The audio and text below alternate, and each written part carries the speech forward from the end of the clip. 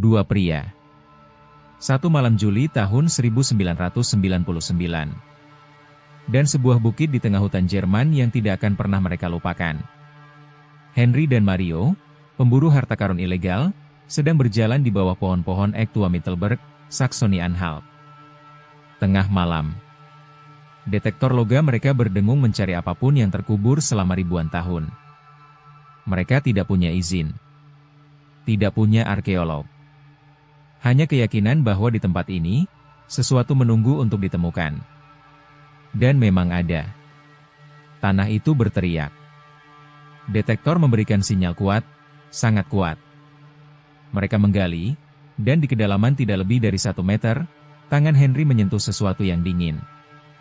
Bukan emas, bukan perak. Tapi lempengan perunggu bundar dengan tempelan emas di atasnya. Mereka tidak tahu. Tidak mungkin mereka tahu. Yang mereka genggam malam itu adalah peta langit tertua di dunia. Dan langit itu, langit yang sama yang direkam di atas perunggu 3.600 tahun lalu, mulai runtuh di tangan mereka. Mari kita mundur. Sekitar 1.600 tahun sebelum Masehi, di zaman perunggu, seseorang, mungkin perajin, mungkin pendeta, mungkin astronom purba, duduk dan mulai menekan emas ke atas perunggu. Bukan untuk seni. Bukan untuk hiasan. Tapi untuk menangkap sesuatu yang selama ini hanya bisa dilihat, tidak bisa disentuh, langit malam. Piringan itu berdiameter 32 cm. Sebesar piring makan. Warnanya hijau tua, oksidasi perunggu selama ribuan tahun. Tapi di atasnya, terukir dalam emas murni, ada gambar-gambar yang langsung bisa dikenali. Sebuah lingkaran besar, matahari, atau mungkin bulan purnama. Sebuah sabit, bulan sabit. Dan 32 titik emas, bintang-bintang. Di antaranya, 7 bintang mengelompok rapat. Mereka yang pernah melihat gugus Pleiades, gugus bintang 7, di langit malam akan langsung mengenalinya. 7 saudari, berkerumun seperti kunang-kunang. Piringan ini dibuat dengan presisi yang mencengangkan.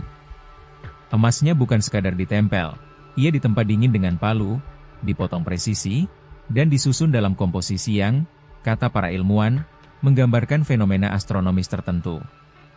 2 busur emas di sisi-sisinya, yang ditambahkan belakangan di era berbeda, menandai sudut antara titik terbit matahari di musim panas dan musim dingin.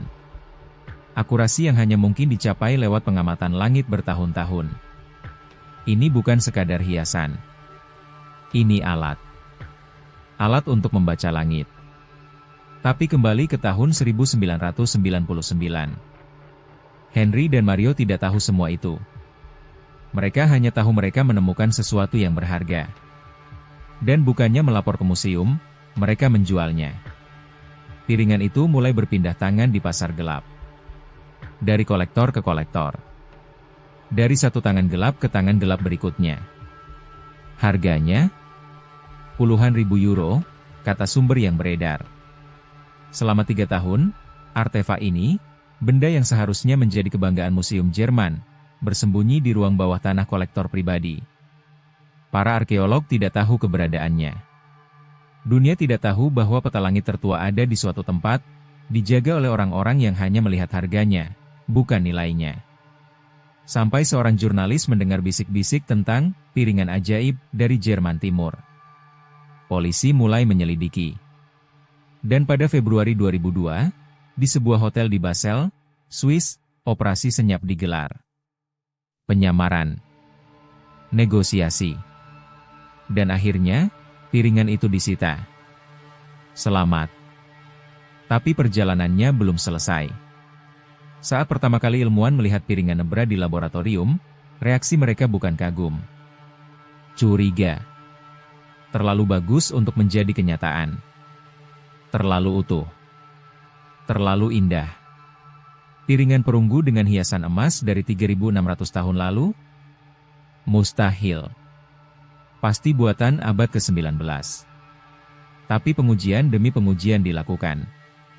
Dan hasilnya mulai membalikkan kecurigaan satu persatu. Patina hijau di permukaan perunggu, lapisan oksidasi yang terbentuk selama ribuan tahun, diteliti dengan mikroskop elektron. Hasilnya, natural.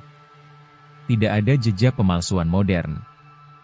Komposisi emasnya, 99,7% emas murni, dengan sedikit perak dan tembaga, konsisten dengan teknik zaman perunggu, bukan emas modern yang biasanya lebih murni. Analisis isotop timah dari perunggu menunjukkan sumber tambang di Austria yang aktif 3.500 tahun lalu. Semua petunjuk mengarah ke satu kesimpulan, piringan ini asli. Tapi kalau asli, kalau benar-benar dibuat 3.600 tahun lalu, siapa yang membuatnya? Untuk apa? Dan kenapa ia dikubur di atas bukit terpencil di tengah hutan? Para arkeolog kemudian menemukan bahwa di sekitar Mittelberg, di puncak bukit tempat piringan itu ditemukan, ada sisa-sisa struktur batu besar. Sebuah tembok melingkar. Bukan untuk pertahanan. Bukan untuk tempat tinggal. Untuk observasi. Dari puncak Mittelberg, pada malam musim panas di titik balik matahari, matahari terbenam tepat di belakang puncak Brocken, berjarak sekitar 80 km. Dan menurut beberapa peneliti, komposisi emas di piringan Nebra, dengan busur-busurnya yang menandai sudut cakrawala, mungkin berfungsi sebagai panduan untuk menentukan kapan menanam, kapan memanen, kapan merayakan. Piringan ini, kata mereka, adalah kalender. Kalender astronomi tertua di dunia. Tapi ada yang percaya lain. Mereka melihat simbol-simbol di piringan itu bukan sebagai catatan astronomi, melainkan sebagai kosmologi, peta alam semesta sebagaimana dipahami manusia zaman perunggu. Matahari berlayar di lautan langit dengan perahu emas. Langit, bumi, dan dunia bawah.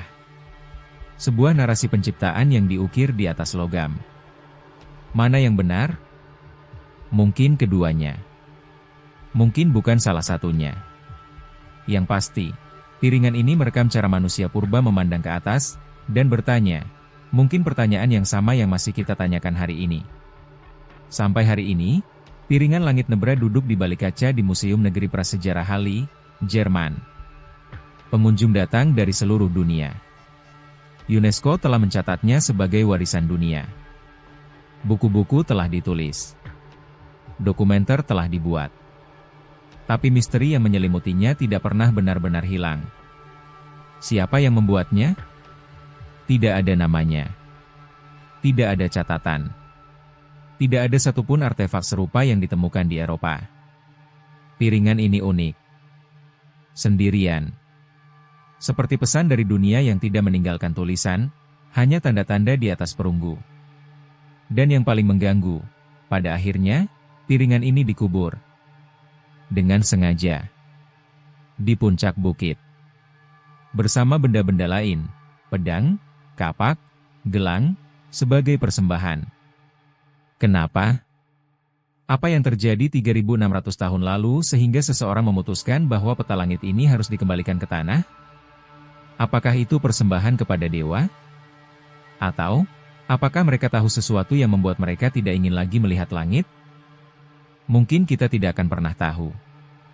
Mungkin memang tidak seharusnya kita tahu.